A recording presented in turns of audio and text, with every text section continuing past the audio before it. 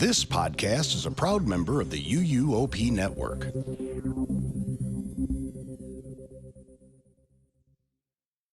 Welcome to Rush of Fear podcast, where we chat all things Halloween Horror Nights, Universal destinations and experiences, premiere scare event. Tonight for episode 3 of season 6, we have a little bit of news, and we'll be debuting the Rush of Fear Pentathlon HHN ranking game.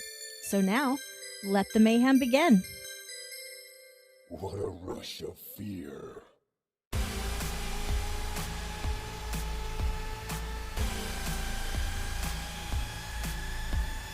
Hello, everybody. I am Michelle. I'm back. I've been gone for what seems like for freaking ever, and I'm so sorry. I've been MIA.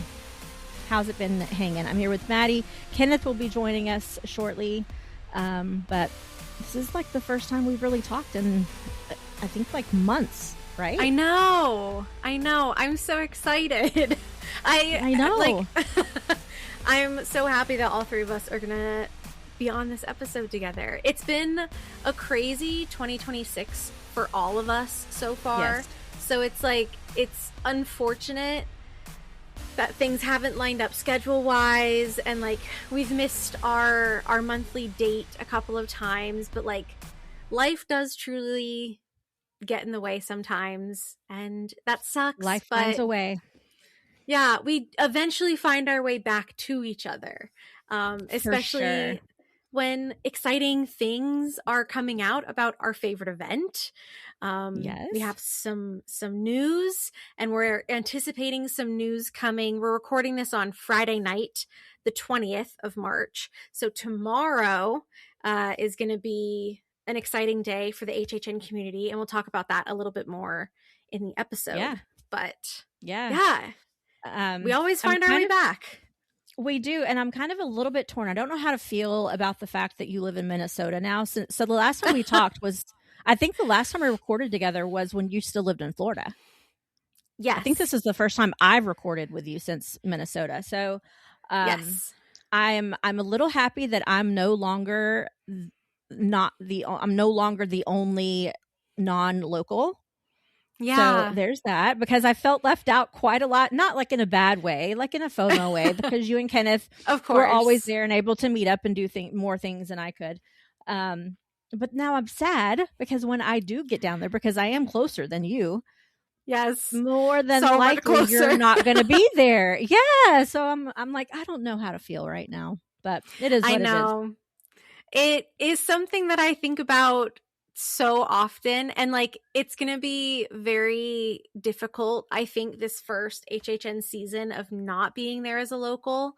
So you're gonna have to like help me through my withdrawals. You're gonna have to teach me the ways of being a faraway visitor to Horror Nights.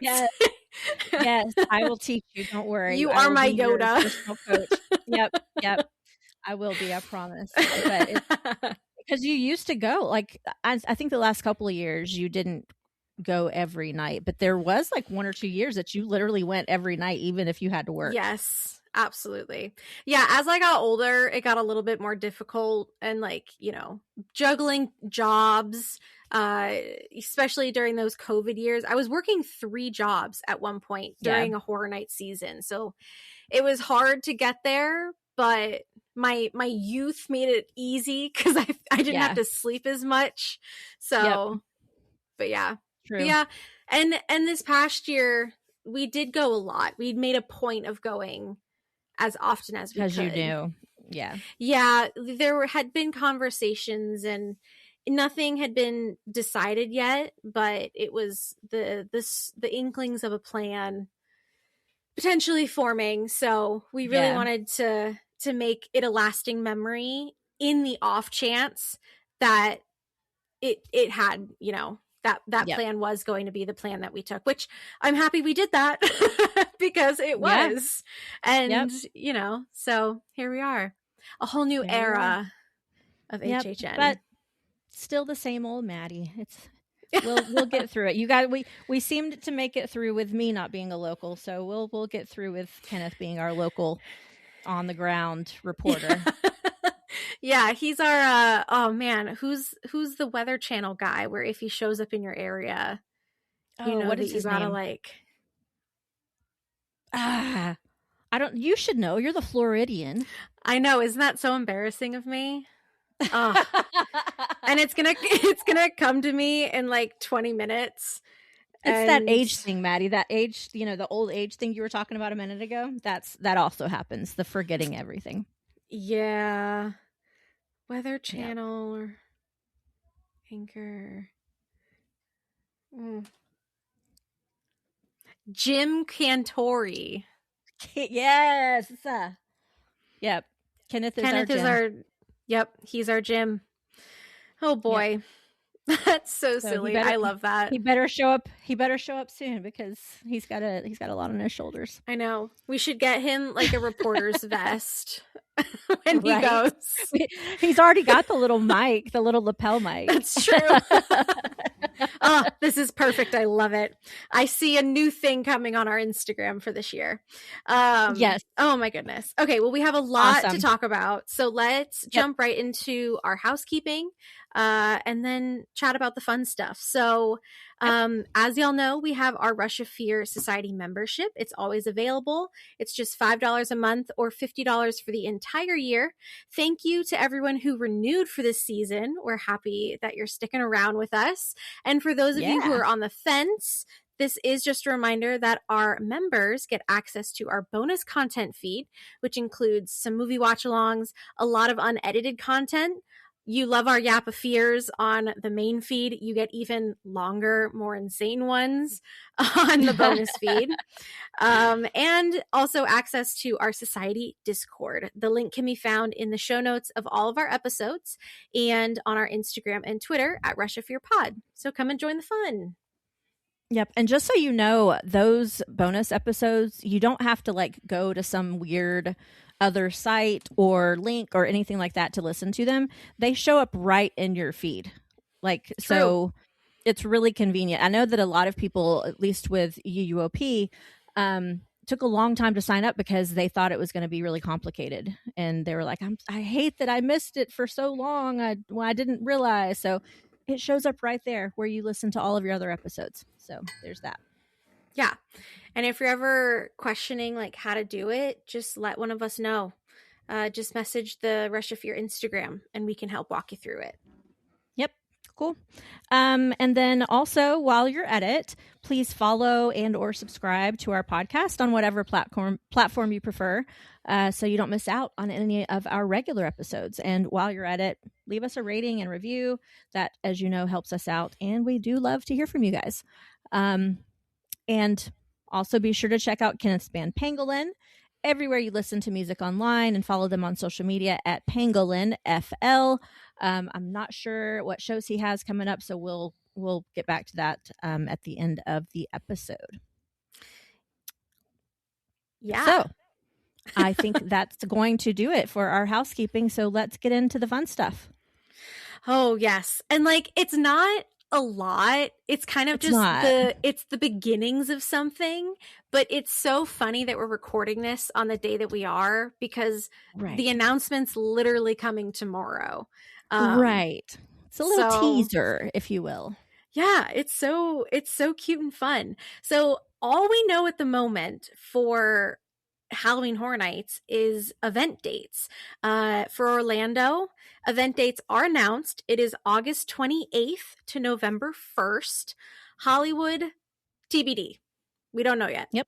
They haven't announced anything. That's all we know. Yeah. But was it yesterday?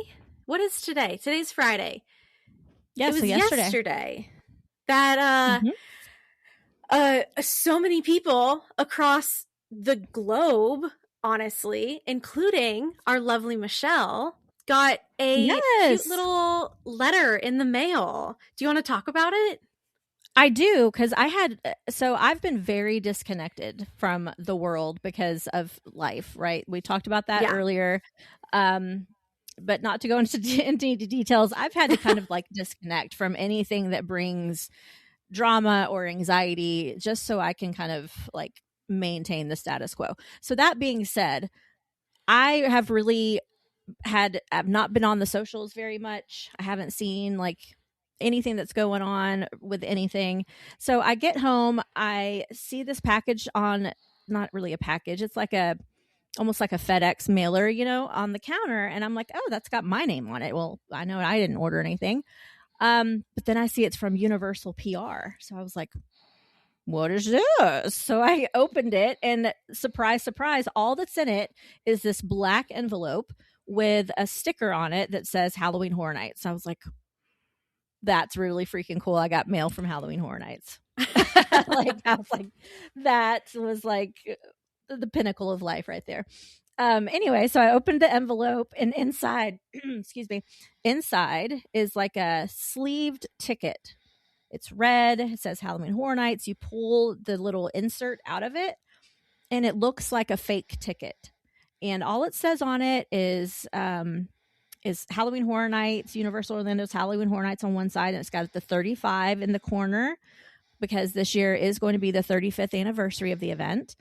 And then I don't have the ticket in front of me, and that picture is really small. Are you able to see what the words say below Halloween Horror Nights, Maddie?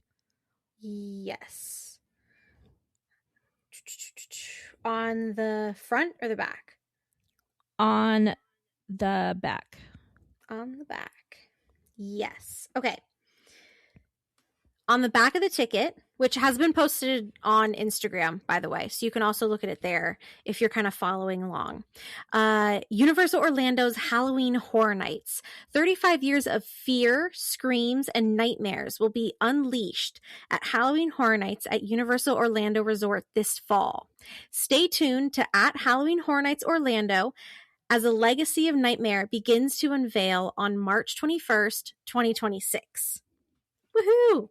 And something that I can't put into words while I'm reading that is very specific letters throughout both of those paragraphs are lowercase, whereas the rest of the paragraph is uppercase. And those letters spell out icons. Icons. Ooh. Yes. Very exciting. It gave me goosebumps. So such a cool little sneaky treat that they threw at us, right? Yeah. I mean, at first I was really hoping it was going to be an actual invitation to media night already, because that's super early and never happens.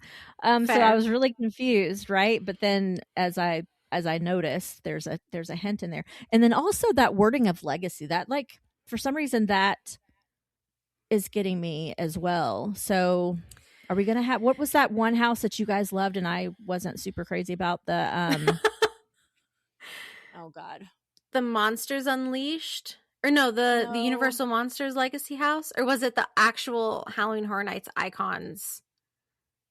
No, the icons house. We're for sure gonna get something icons, but wasn't there some, oh my god, why can't I think of it, the detective one? Oh, Legacy of Truth. Legacy of Truth. That one. Yeah, that's what if we're true. Getting something? What if we're getting a second thing of that as well? I don't know why Legacy's jumping out. I know. At me too. And it's so interesting too, because I genuinely didn't believe that they were going to do anything anniversary related for the 35th, because we had just had a huge anniversary year with the 30th. The years that Universal Horror Nights has chosen to make anniversary years are just, they're so silly, right? It's Sweet 16, 21st, that's so cute. 25, 30. I guess we're doing every 5, yeah. Right. So it's just I genuinely didn't think that we were going to get any of this. So when MegaCon, which is the convention that's happening right now in Orlando, a couple of days ago posted their Halloween Horror Nights panel, which they've never done. It's always been at Spooky Empire. And they debuted the logo. MegaCon debuted the Halloween Horror Nights 35 logo. And I was no way is it going to be anything icons, Jack, nothing lore related. It's just going to be another year. Nope. No. Lo and behold, it's a full-on circus themed, it's gorgeous. It is unbelievable. Gorgeous. And everything that was they've like, ever we're done, doing it. yeah, and everything they've ever done that has to do with Jack or circus themes, those houses and scare zones are always beautiful and scary and awesome. So it's going to be good. It's going to be a good year. And I don't know in what capacity they're bringing back. Surely Jack is going to be back. But is it going to be a house? Is it going to be the icon of like the overarching theme? I don't know. I know. And the ticket itself, which again, you can see on our Instagram or any of our social medias, it's also very, like, if I put next to each other pictures that I have seen or researched from past events that have Jack at them and are themed around Jack to that ticket, you wouldn't be able to tell what year. If I was like, okay, pick the original ticket, they might pick that one because it looks so similar in design. So like, there's no way that we're not having, maybe not like, even though it would be my absolute dream to have an all Halloween Horror Nights lore, no IPs. Like, can you imagine? God, that would be amazing. Single outside IP, and every single house scare zone show is just dedicated to Halloween Horror Nights lore because it's so popular now. Hi. That was so scary, Kenneth. It's my first jump scare of the year. Oh my God. And I bet I got some listeners too. Probably. Hey, what's up? I'm here. That's funny. We are dragging this first half out as much as possible so that you can enjoy your meal, Kenneth. I'm here, and but I'm we're just fed. talking about how the concept of this year, how amazing it would be if they did no IPs and only stuck to HHN lore. Yeah.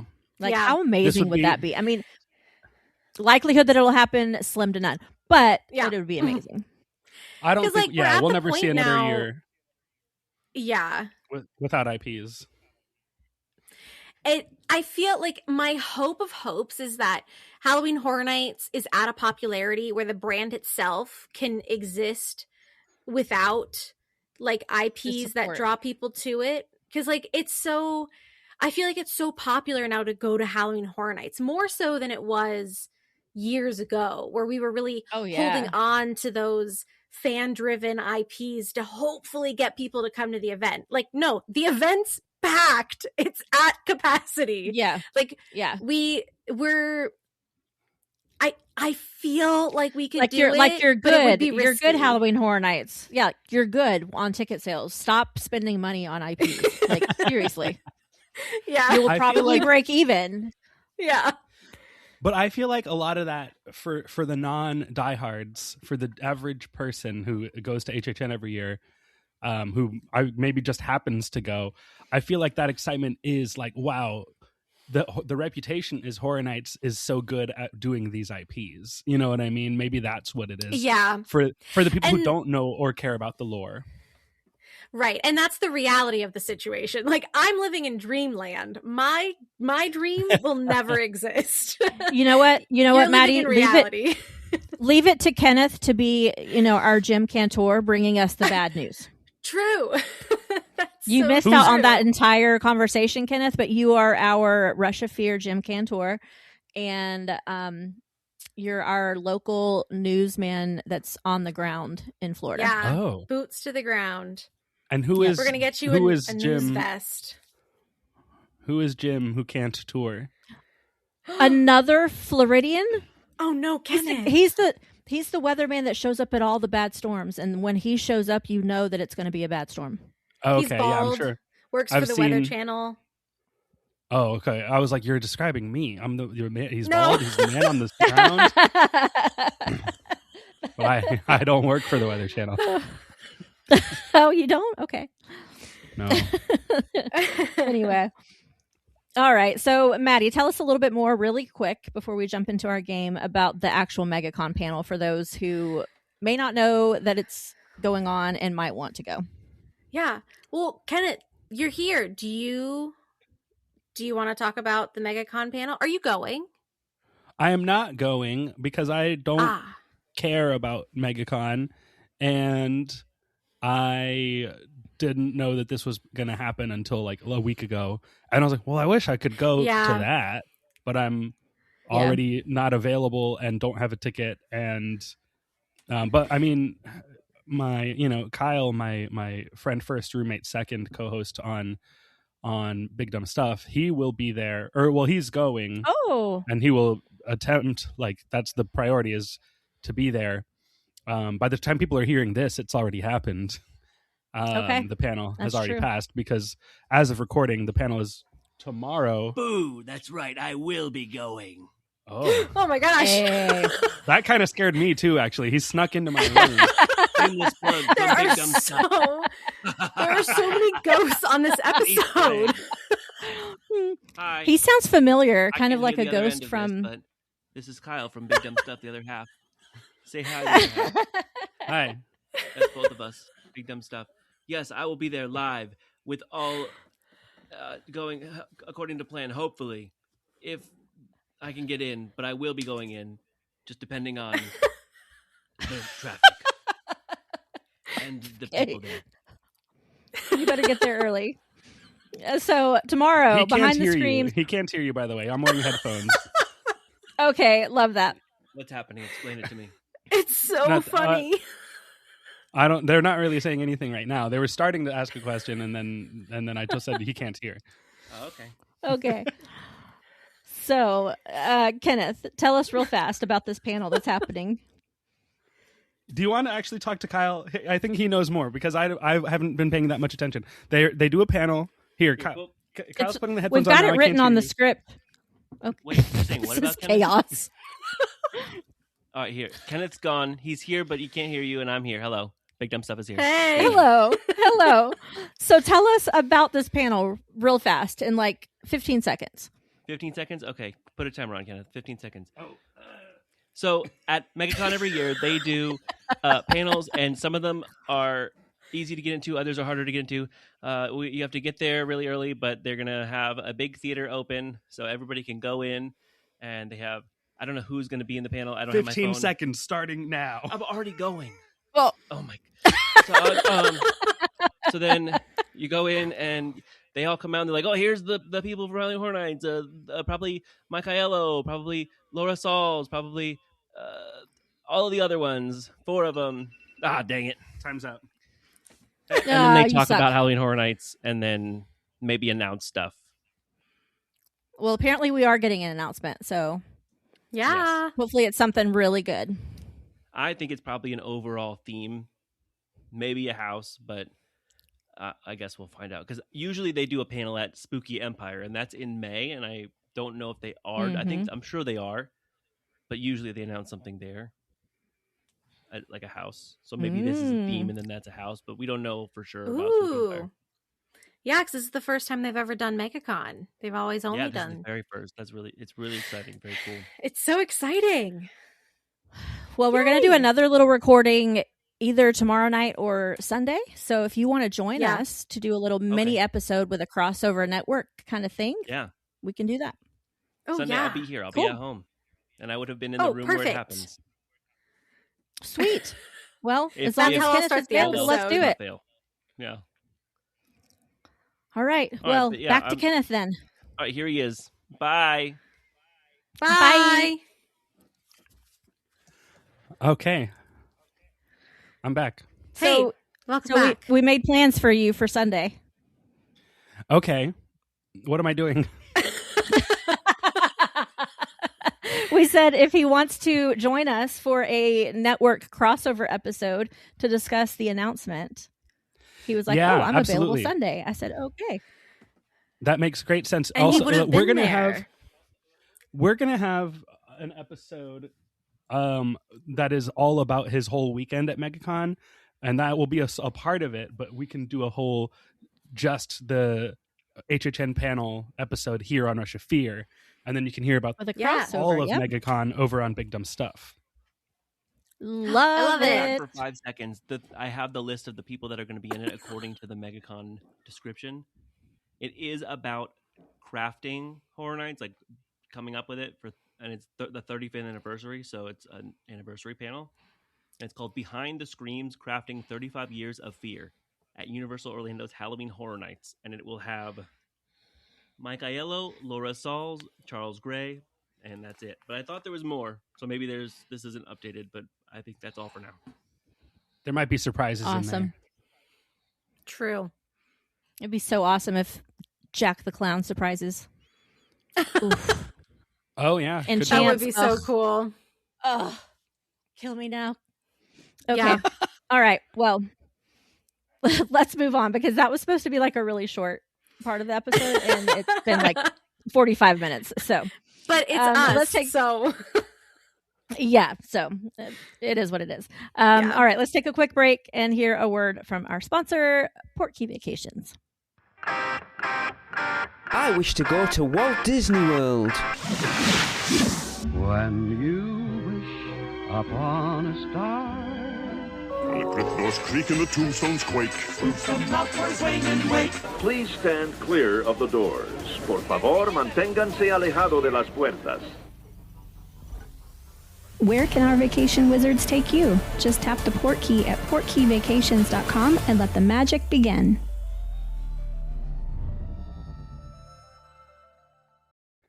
And we're back. Okay, guys. So let's jump into some fun. So we've been talking about this for a while. If you listen to UUOP, you've heard these types of episodes before. We call them our UUOP ranking episodes. Not where we like take a list of things and put them in order of from like 1 to 10 on our preferences, but where we break down each individual thing. Like at UUOP, it's attraction. So we break the attraction down and rate each of those categories from 1 to 10, and then each attraction ends up with a score. And therefore everything gets kind of like ranked naturally in a very unique way. And it's been a very insightful project that we've been doing over there. So I thought it'd be cool to bring that to us and HHN. So we're over here going to call it our Rush of Fear Pentathlon. So we've got the five categories, the 5 courses, if you will. And like I said, we're going to rank each house from 1 being the lowest, 10 being the highest. And we're going to start with HHN 34, which was last year, 2025, because hopefully it's the freshest in our minds. And the categories that I came up with for our for our game is first is the story and the execution of the story. So together. The next category will be costumes and makeup. The third category will be set design. The fourth category will be scare design and special effects.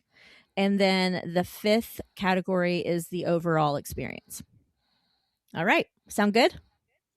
yes, Sounds I like good. it. Everybody understand? All right.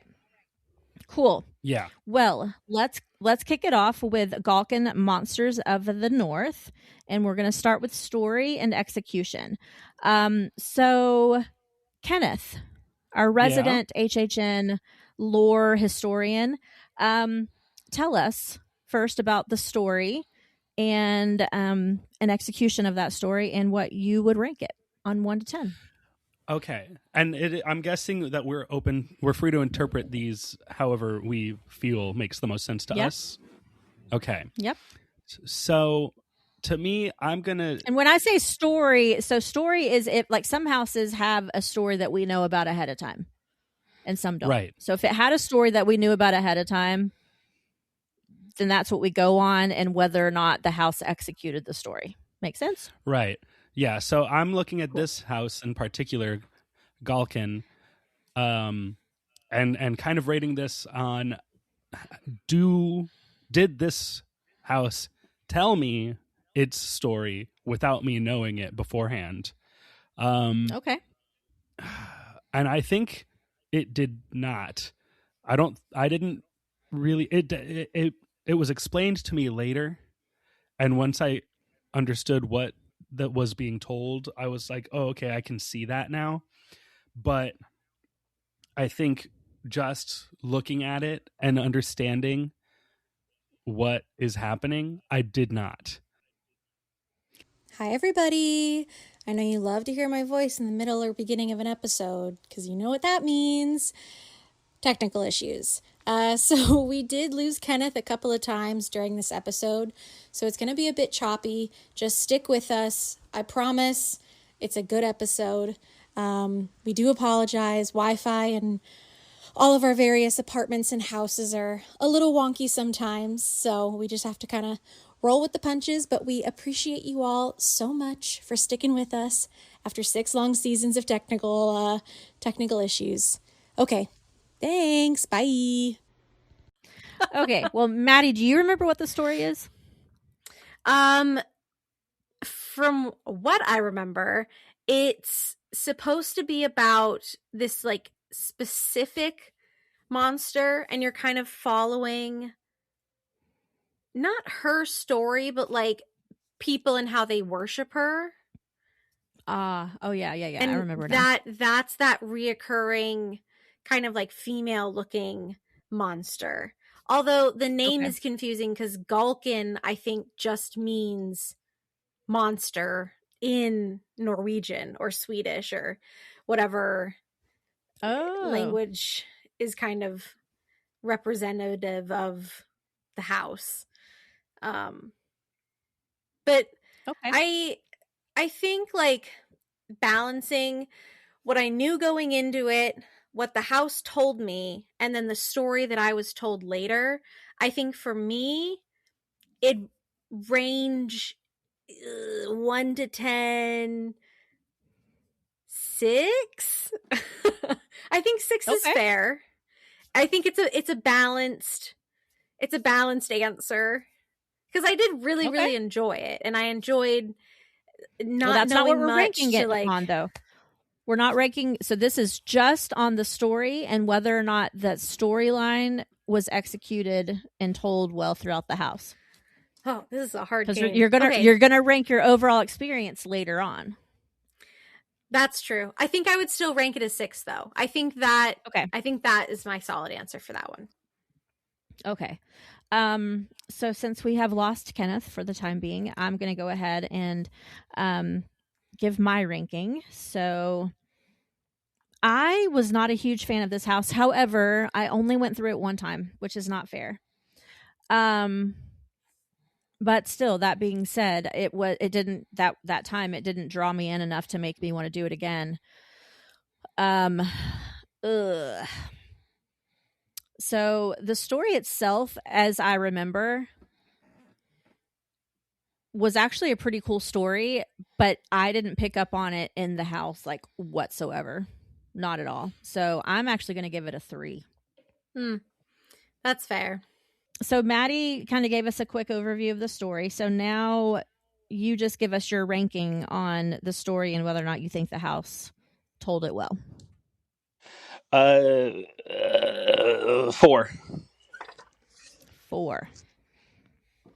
All right. So sticking with Galkin, Monsters of the North, let's move on to costumes and makeup. Kenneth, what are your thoughts about that? Much stronger, I think. Costumes were cool. I guess they were pretty simple. And the makeup was cool, but also simple. We're talking like, just like villagers, and I guess the creature costumes and stuff were cool. I'll give this a 7. Okay. All right, Maddie. Yeah, I think I would agree with Kenneth in that regard. I really enjoyed like everything felt in theme and in world, and I think sometimes that can be hard for houses that have a little bit of a broader story to them. So I think costumes, I'll give it an 8. Okay. All right. I know, it's pretty good. So for me, I believe the costumes were actually pretty good, especially the big monster one that I can remember being like towards the end of the house? Yeah. Yeah, that was really cool. I think I will give it a 6.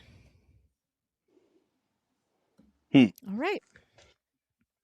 Set design. Set design is going to be a hard one to put a low score on for anything at HHN, I understand, because they knock the sets out of the water like every time. But regardless, yeah. So I'll start off with this one. The set design on this one, although still HHN style, still really, really good. I do remember being disappointed that it didn't make me feel like I was in like the north, like the cold, like a cold northern environment. I didn't get that feeling. Am I wrong? Did you guys get that feeling? In parts of it. I wouldn't say the entire thing, but I do think there were parts of it that were executed in a way where I was like, oh yeah, no, this is believable 100%. But that didn't carry throughout the whole house for me personally. So that was my memory of it. So I wanted to make sure. I'm going to say like a 5. Yeah. Okay. So I'm going to give the set design actually a 4.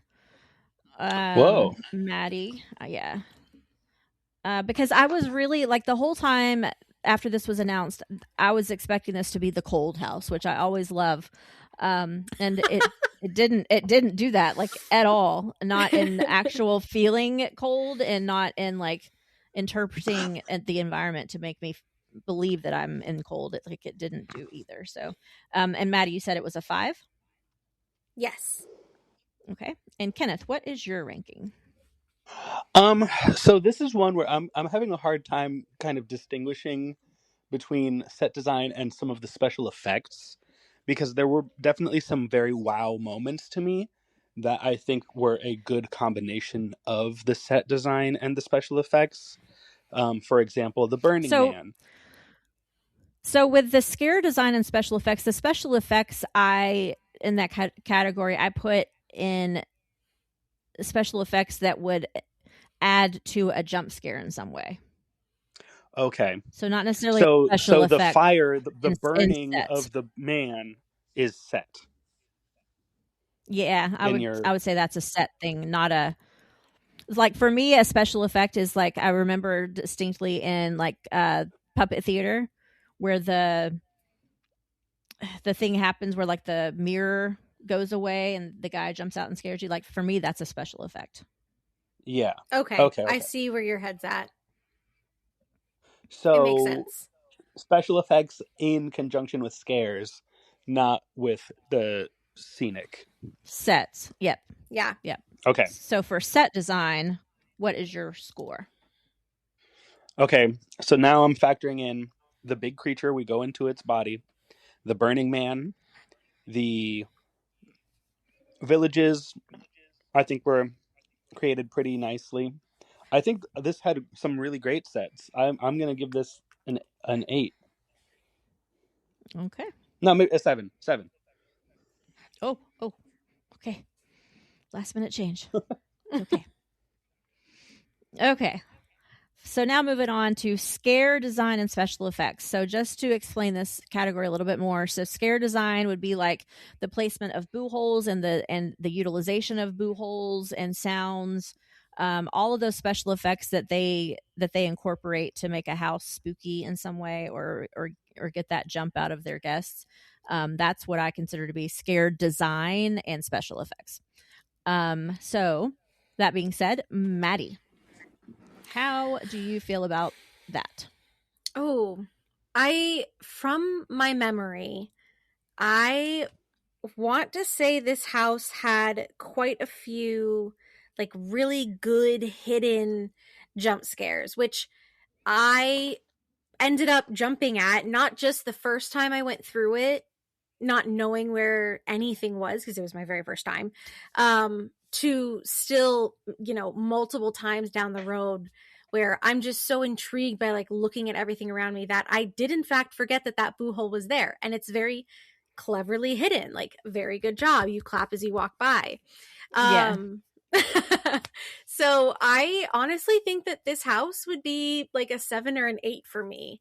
We're not doing 0.5s, so I'm gonna probably go 7 because I do think there are better, but it's still high up there for me. Okay. All right. I will give you my ranking now. So although this house overall was pretty low on my list, I do remember getting a couple of good scares. And there were a couple of good special effects. I just can't place them, but I do remember thinking there were a couple of good moments. So I think I will give it a 5. And Kenneth. This house, I think, had some of my favorite scares design-wise. Yeah, of the year. Example, that one where there's a wolf up on the top of the rocks, and the rock wall is actually a curtain, and there's a person hiding behind it. Fantastic. Probably I think probably the most cleverly designed scare of the entire year. There was also a boo hole or a scare as you were walking through this like I don't know what it would be, like a barn or something, and then you come out and you make a right, and there's like an elevated character right literally as soon as you turn the corner. That got me every single time. That's like just a very effectively placed scare. I think this house gets an 8. I think. I don't think overall it was the scariest, but I think it had some of the best designed scares scattered among some more basic ones. That's fair. All right. So let's end off that one with our overall experience. So Kenneth, go ahead. Keep talking. What was your overall ranking for this house? Yeah. I think this is one that grew for me overall as the event went on. Every time I did it, I liked it more. And I think I'm not going to reference my rankings at the end of the run. No, you can't. I'm going to see if my memory now ends up kind of lining up with that. I'm going to give it an 8. Okay. I think this is a B. Okay. An 8 is a B for you. Yeah, 80 out of 80% is a B. Okay. Okay. Gotcha. That's true. Gotcha. All right. All right, Maddie. Yeah, I think I'm also going to keep it like mid-range, medium high, if that makes sense. That makes sense in my head. I'm going to give it a 6. All right. And it's no surprise that I'm probably going to rank my overall experience pretty low because, like I said, I didn't have a great run through and unfortunately didn't have an opportunity to do it a lot. So my overall experience of it is a 4. Okay. All right. Ooh, this next one is great. Yeah. Yep. All right. So let's move on to dolls. Let's Play Dead. 10s. Oh no. There's no need for discussion. This was 10s across the board. Oh, okay. All right. So you guys have to think hard about these things, okay? Because remember, we're not taking the 10 houses and putting them in our order like we do at the end of the season. This is like we're dissecting it. Yeah. So Maddie, go ahead. The story itself and its execution. Let's hear it. Okay. So what was the story actually? There's that little girl that you kind of see in Lila. in the window of her dollhouse. It's like being projected kind of through the window of that dollhouse facade. But she was also over at the HHN bar, the one across from Mel's. She was one of the characters that's like stood there and took pictures with people. And I didn't know that. Yeah. You didn't know that? No. Whoa. Yeah, that's her. Lila and Sergio Navarro were out there. Mm-hmm. Ah. Yeah, in the spot where that punk rock skeleton guy was the year prior. Yeah. Yes. So that dollhouse is under her bed. So she's kind of like take Sid, but make it way scarier and like way more disturbing, where she's just like melting the shit out of her Barbie dolls under her bed and like terrorizing all of her little toys, and spooky yucky. So though that's like it's like Toy Story, but the HHN Yeah, Toy Story, version. but make it a haunted house. Yeah. Okay. And like we are doll sized. We're little Polly Pockets walking through the house. All right, Polly Pockets. Okay. So, how do you rate it? Story, first time going through it, didn't know that story, had a great time. It like story aside, it was a fantastic house. Once I knew the story, it made it even more fun because I could pick out things, like very simple details from the story, and then it helped me like learn more about the story without being actually verbally told it. So I'm gonna say 9. All right, because 10 feels crazy on the first one. I gotta bring it down. This is like puppet theater all over again. All right, Kenneth, tell us. It's this to me is not a story; it's a scenario. You know, a story has a beginning and middle and end, and this does not. This is a situation that we are thrown into. That's a good point.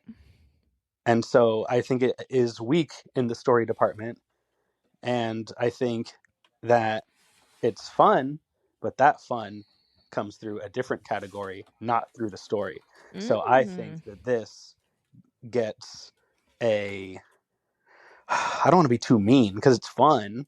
I like the idea. I know, but there's other categories for that. There's other categories for that. 3. Okay. This house's average is going to be whack. That's sorry, what guys. makes this game so fun. I'm sorry. It's crazy. But it is also interesting how we each interpret the categories. That I also find very fascinating. Yes. Yeah. It's so us. It is. But I mean, so again, cute. like when we do this with UUOP, it's just so interesting how like 1 fish, 2 fish, red fish, blue fish can end up in the rankings right next to like Spider-Man. but it's because of all these like actual categories once you break things down. Right, when you break it down. True. Yeah. So wait, I forgot to write that one down. Kenneth, were you a 3? Yeah, for story and execution. Okay. Yeah, I'm keeping track of it in the script. Oh, perfect. Okay, I'm going to stop then. So for me, Kenneth, you made a really good point, actually, because I was a little torn as well, and I couldn't really like articulate why. But that was it. It was because, yes, it's a cool scenario. That was the right word. But there wasn't really like a story. That's what I was wondering is like, okay, but why is she terrorizing her dolls? Or so there actually was no story. So that's interesting. So I think I'll agree with Kenneth. I'll give it a 3. All right. But let's move on to this next category. It's okay. Costumes and makeup. 10. Kick this one off, Kenneth. Okay, costumes and makeup. These costumes are fun. Yeah, I think that there's not a lot bad I can say about the costumes. There's a lot of good stuff in here. I think that's one of the strengths of this house. So I'll give it an 8. All right. I will go. So costumes and makeup. That for me was where this house was really interesting. Seeing some of the costumes, such as like the melting Barbie dolls or things that were missing body parts or stuck in like mouse traps and things like that were very creative, and they looked to be very uncomfortable for those scare actors, to be honest. But still very creative, and definitely made me feel like I was like shrunken down like a toy, so it did its job. So I will give this category a 7. Maddie. 10. Oh, there it is. And tell us why. If I were going to create a house, like if you gave me just very basic keywords to describe what you wanted to see in this house, this is the product that I would most likely give you. Like it was perfect. It was everything out of my worst nightmare.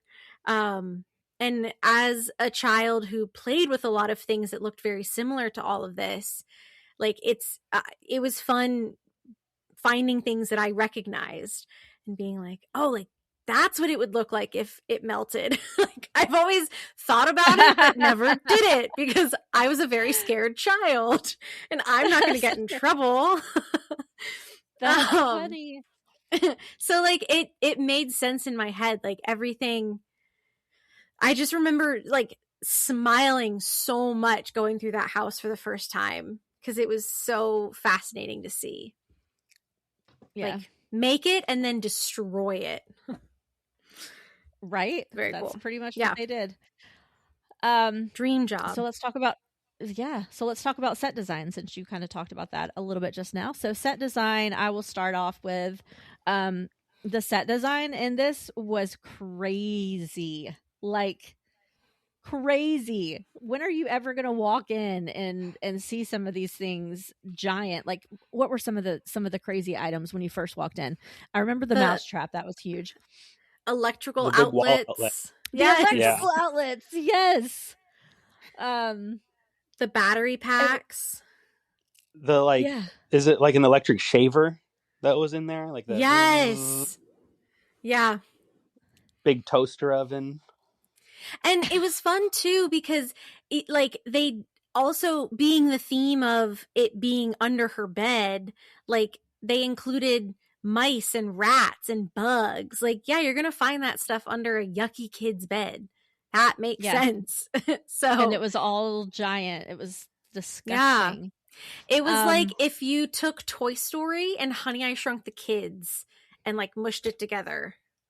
Yeah. Haunted house. This was a really cool set design. Like it really was. Yeah. So I'm gonna give it a 9.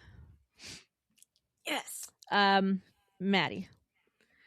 10. I knew it. Oh goodness. Kenneth. 10. Wow. Okay. I think this house. I think I might have liked this house more without characters in it. I think the sets are so good. Oh no. Let's hope it's recording. Hello? Hey. Hello? Oh, where'd I drop off? The sets are... That's it. Oh, so good. Okay. Agreed. Yes. Yeah, the sets were crazy. Like I wanted to go in there and play. Like I didn't want to be scared. Yeah, I just wanted to like climb. Like climb on shit. Yeah. It's the Honey, I Shrunk the Kids jungle gym at MGM Studios. Yes. Yes. Yeah. Exactly. So Okay. cool. I fear for this next category, Maddie. Scare design and special effects. So, Maddie, start us off. Convince us. Ooh, actually though, I don't think I'm going to rank this particular category very high. Because like, to me, it was like walking through a museum, you know? Like to me, I didn't care if they scared me or not. And when they did do their scare, sometimes it wasn't very scary because I could see them. Yeah, I could see them the whole time. You know, like there weren't a lot of hidden scares in this one, which is what I'm particularly looking for out of a house. So I think for this one, I'm going to rank it like a 6. Wow. Okay. Yeah. Because if I'm ranking the scare, I'm going to rank it based on, was I scared? Was I convinced? Well, and I mean, the three of us are very rarely scared. So that's why I said scared design and special effects, because even though it's not scary to us, it can still be effective. And like, we can clap for them because they are getting other people scared, right? So I suppose. But this house just had... You're right. It was so wide open. There wasn't really a lot left to the imagination. Yeah. And a lot of the scare actors were just out in the open, where they had their foot permanently on a trigger, and they would pretend like they're not moving because they're plastic dolls, and then the trigger would be them moving, which, like, to someone else, like, may be scary, but if you're looking directly at them and not at the set design, like a lot of us nerds are, like, I don't know. It might not be as effective as other scare designs. Yep. Kenneth, what do you think? Bad.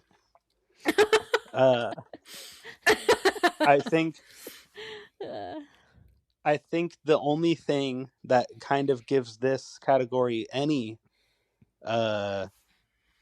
positive points is the guest activated triggers, which I am going to include in this category. That's a special because I think they are special effects and they are scares. And so having guest activated triggers is great. And I think that the scare design of the characters, the things they were given to do, none of them, I think, were effective scares. So I think if there were any times that it was scary, it wasn't because of the scare design, it was because of the costume. The costume was just creepy.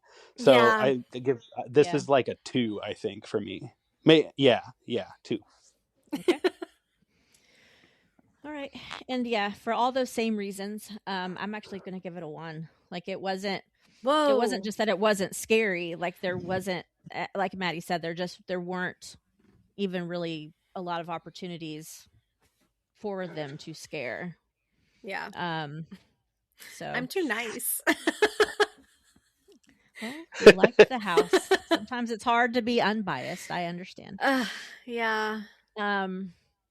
So, and I'm going to continue on with the overall experience. And for me, so this is difficult for me because when I broke down all those other categories, it was pretty low.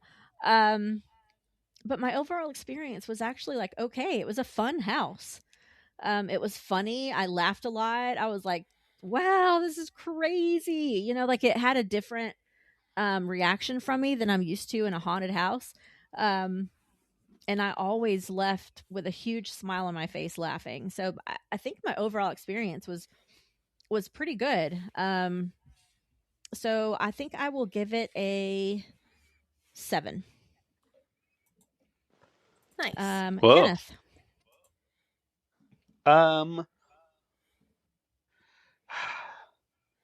This is not one of my favorites. I think it's a 4. A 4, okay. Oh, me? And I have nothing more to say about it. No, I'm just done. I was waiting for like a follow-up. Sorry, that's on me. I've said what I had to say in the categories. Oh. All right. Maddie, what is your overall experience? I'm going to say a 9 for my overall experience. I love this house. All righty. Ooh, tough one to go next. This one's going to be tough. It's going to be the opposite. So Kenneth is going to love this one and me not so much. But okay, so next up we're doing Grave of Flesh. And starting off with the story and execution. And man, I really hate that Kenneth is not on right now because I think he's the only one that understands the story. Kenneth, are you back? Oh, Hey, he's yeah, back I'm back. just in time. What a Just mess. in time for Grave of Flesh. Oh, And I was just saying, man, I wish Kenneth was here because he needs to tell us the story because I have no fucking idea to this day what this story is. yeah, me either. I mean, I think this is okay. Let me explain it as best I can, from what I understand. Okay, so you die, and then your body is buried, and these flesh eaters come and start eating your body and using it for different things, and the different areas that we encounter within this, uh, you know, not necessarily afterlife, but like post-death experience. Post death and afterlife, the same thing. I'm gonna distinguish it because this is not about what happens to your Soul. being, to your this is not spiritual, so it's not afterlife in that way. It's like what happens to your body after death. Okay. So each of these different areas are meant to evoke different methods of being killed. So there's like suffocation, and I mean, I'm foggy on the details of it, but this is how it was explained to me by someone who had this interpretation. And when I looked at it through that lens, I was like, oh, okay, I think I see kind of how you're getting to that. But I don't also think that that's not necessarily the correct interpretation. And also, I think that it doesn't. It maybe doesn't even have a correct interpretation. Okay. I think this is a house that's not. It's so abstract. It is, yes, it is a very abstract house. Yeah. And to me, this house is like a Picasso painting. Like it's just weird. It's not meant to be a realistic representation of anything, and it's just for the art of doing the thing. Okay, so that being said, Kenneth, how is the story and execution rated in your eyes? I was a fan of this house. I like this house. This is a vibes house, and I vibed with it. Right, that's a different category, sir. Vibe is a different category. Yeah, well, when it has vibe as opposed to story. Okay, so let's see. The first house we talked about, Galkin, had a story. The second one we talked about, Dolls, had a scenario. This one is a scenario as well, but I think it focuses more on vibe. And I liked it. But if I'm trying to think about this story and execution, this is maybe going to be the hardest one to grade in this category because you're right. Because you like the house. Well, because I like the house, but also I don't think it's hard to grade its execution because I don't know what it was trying to do. And that's what I liked about it. So like I don't truly don't know if this gets a high or low score because it's so execution. abstract. Yeah, let me preface. Let me put this out there. So Universal did release an actual story for hold on. Yes, those podcast episodes, I think. Okay, we know, we've seen in history, we've seen in our last history episode about 2005 with the storyteller and Terra Cruentus. Oftentimes, the left hand does not know what the right hand is doing at Universal and at Halloween Horror Nights. I think the teams that make those podcast episodes are not the same teams that actually write the story treatments for the houses. And I think sometimes those get released and they don't actually relate to the house at all. And talking to friends of mine who were in this house and listened to that podcast episode, even they were like, that's not what they told us when we were introduced to our roles and to this house. Like, that podcast does not reflect what we were told as the cast of the house. Okay, so let's go on what VIP tour guides said about the house, as well as Laura Sauls, who was the designer of this house as well. Okay. She's said about it in the media night presentation, which was not as deep as the interpretation that you just told us, but basically in a nutshell was, like you said at the beginning, we die. This is what happens to our physical bodies after we die. These beings come and they feed off of our flesh. And then what happens after that is a mystery, basically, from then on out. But really, that's all they told us, is this is about what happens to your body after death. So going on that story from the designer herself, let's go back based on that. It's so abstract. No matter which way you slice or dice it, this is the most abstract house. I think I have to go. I have to just because it's so abstract, and because even that description of what the house is so vague, and this house goes so far off of what you would think that would be. I'm just gonna go right down the middle and give it a 5. That's fair.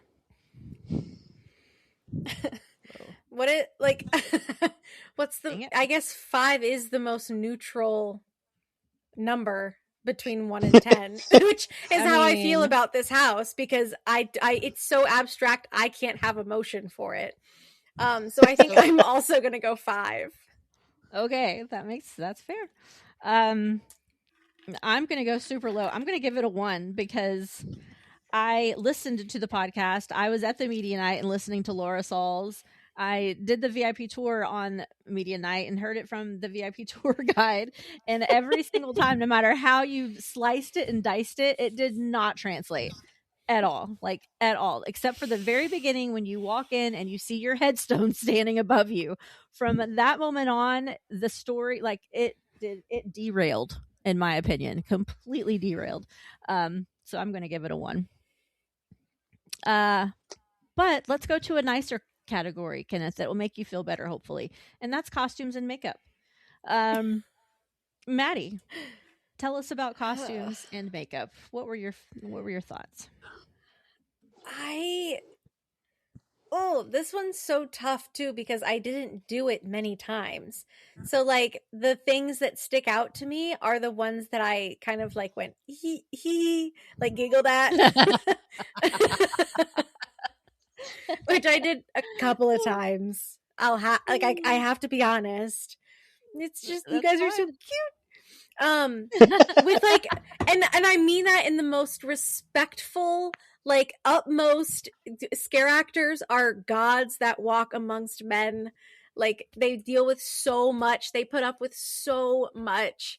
But, like, sometimes it's just what you're given. And, like, it was someone's good idea, and I'm happy that they had that idea.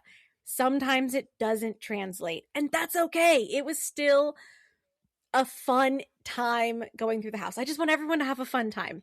So we're not hating on anything. We're just it's fun. This is fun. Yeah, I'm gonna give it a 4.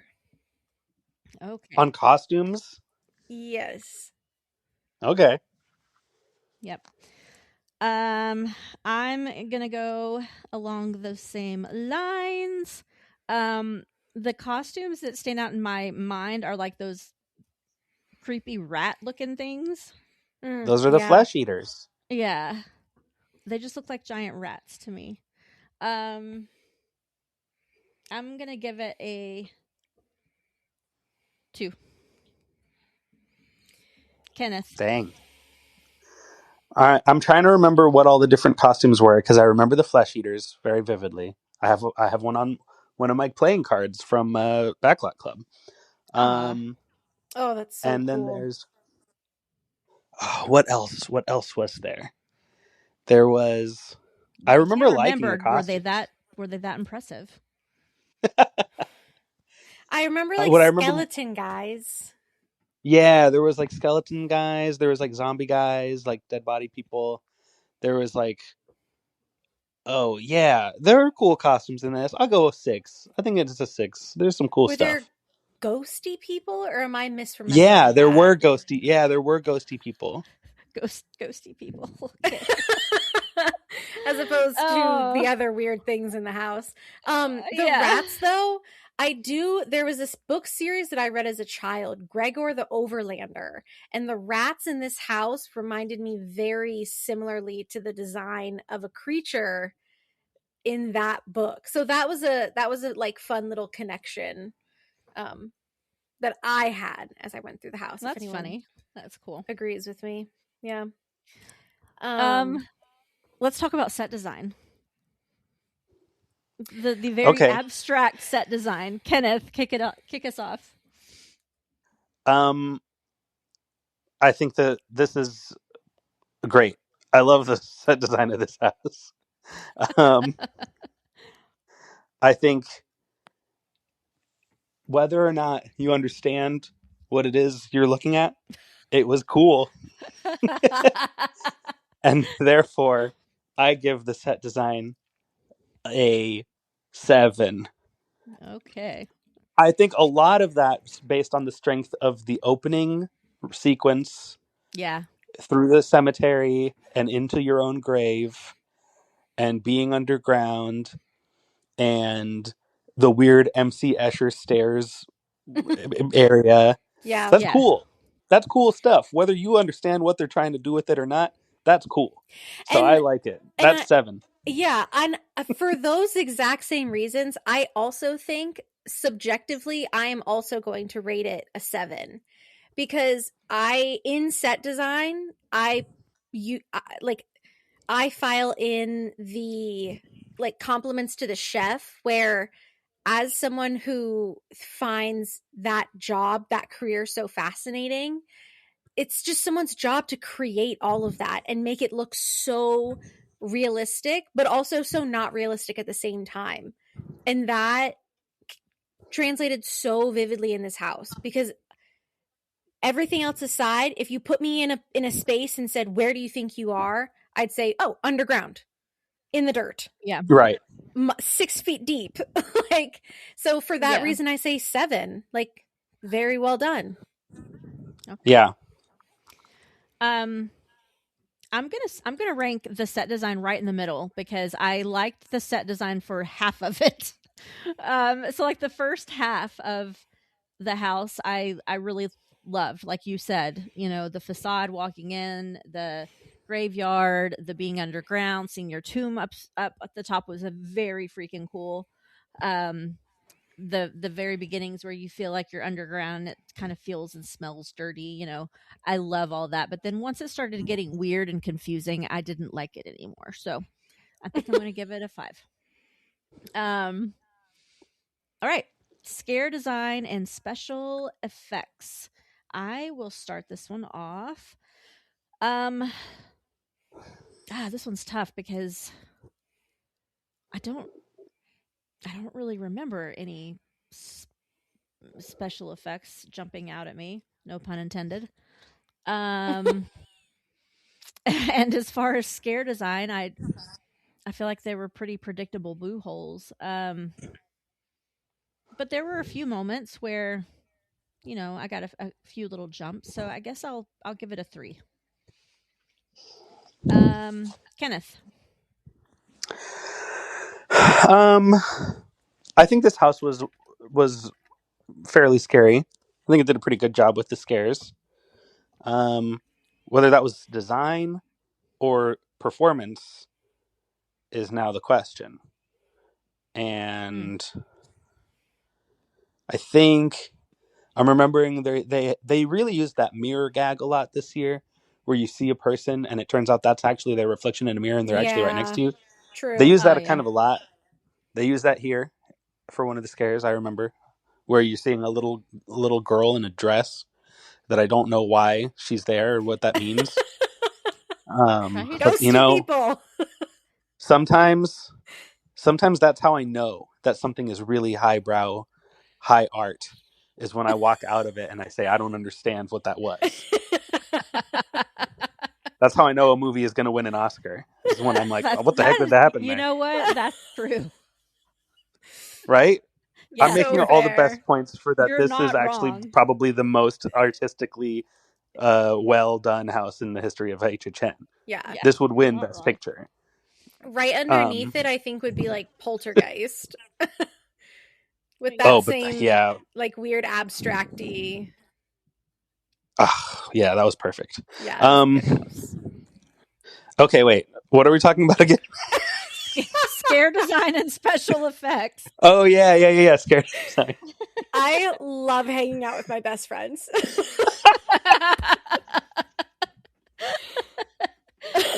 I'll give it a 6. I think I remember it being pretty good scares, but like nothing mind blowing. Okay. Maddie, what are your memories of this house? I think I'm gonna say for scares like a 4. Yeah, I don't remember being like all too impressed with, like, it was a little predictable in my mind, but that's okay. So yeah, a 4. All right. So go ahead and tell us your overall experience rating for this one, Maddie. Ooh, 5.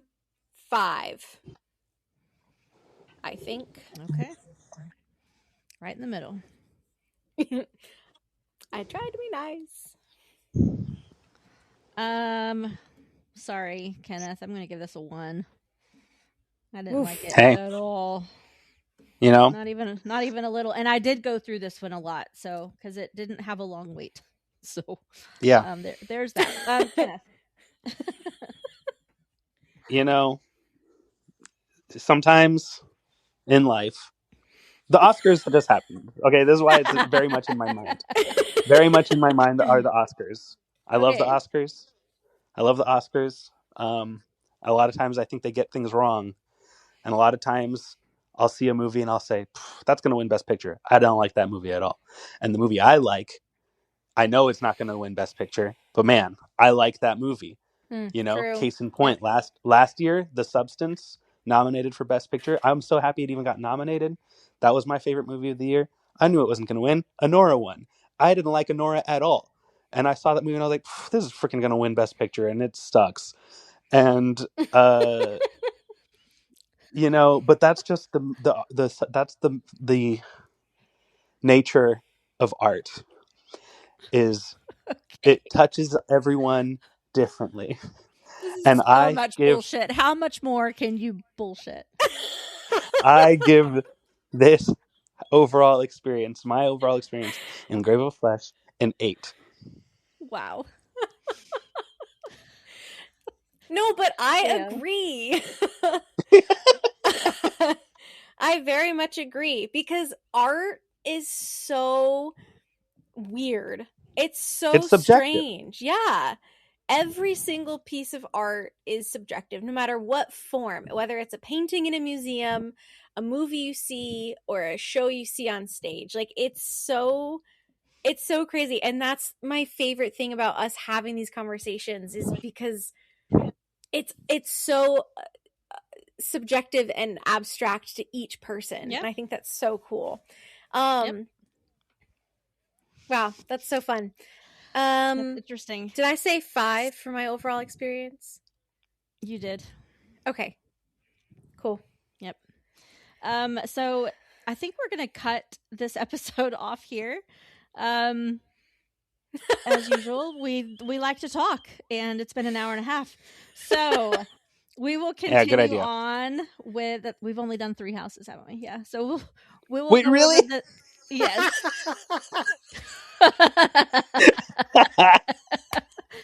We will try to do the other 7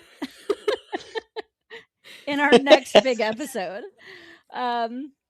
So Oh, just that's to so see where funny. everything stands right now, we've got coming in third place, Grave of Flesh with 69 points. Coming in Hey, second nice. place with coming in second with 88 points is Gawkin. And then taking the lead, the early lead with 98 points is Doll's Let's Play Dead. Whoa, yes, Oh. go! I mean, Maddie really stacked the votes on that one. Sorry, you know guys. what? Art is subjective, so there's It really is. This is Yep. just All right. the puppet theater renaissance. Come on. It is. All right, Kenneth, close out this episode, damn it. And also, while you're at it, tell us if you have any shows coming up since you weren't on at the beginning. Yes. Oh, yeah. None super immediately. Our next show is in May, and it's in Gainesville, Florida. Hold on. Let me see. Now I gotta go pull up my show calendar. Do.